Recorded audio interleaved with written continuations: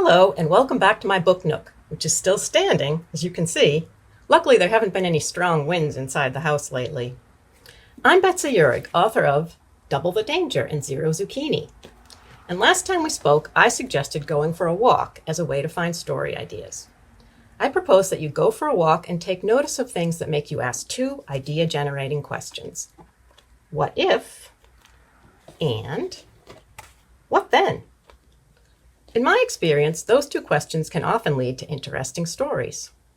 I took a walk as well, and along the way I noticed two things that made me ask what if.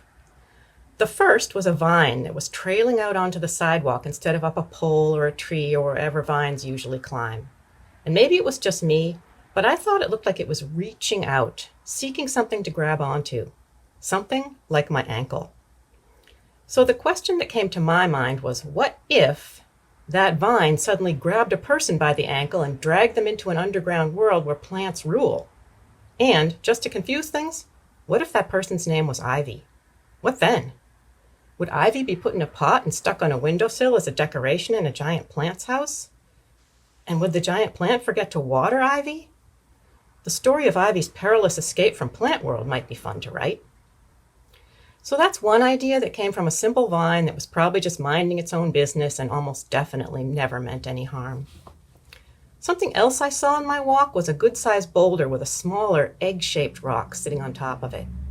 The small rock was painted blue with purple polka dots. It was a good-looking rock, and it definitely caught my attention.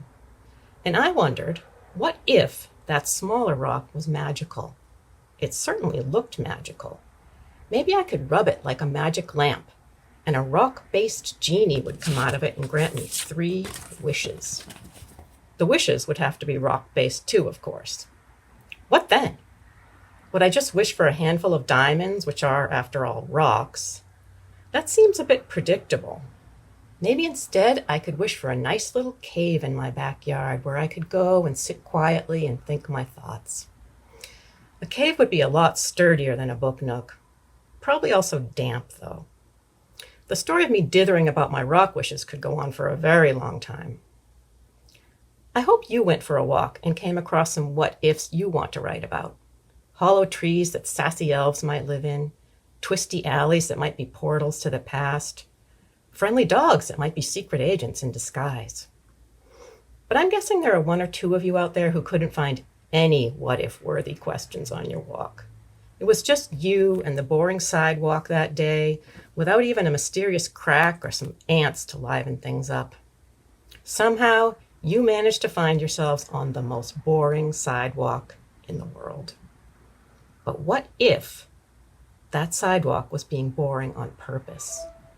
What if your sidewalk's goal in life is to win the most boring sidewalk in the world competition? What then? Well, your sidewalk is going to be disappointed, because your presence on it made it interesting.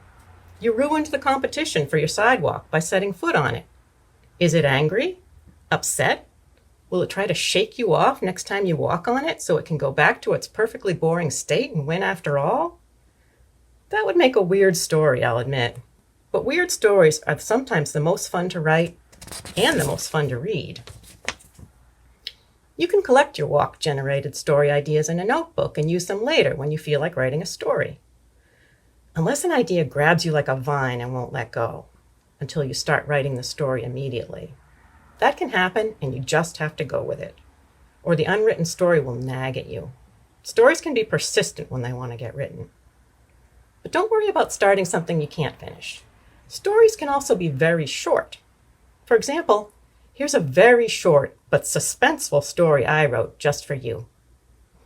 There once was a woman who built a book nook out of books.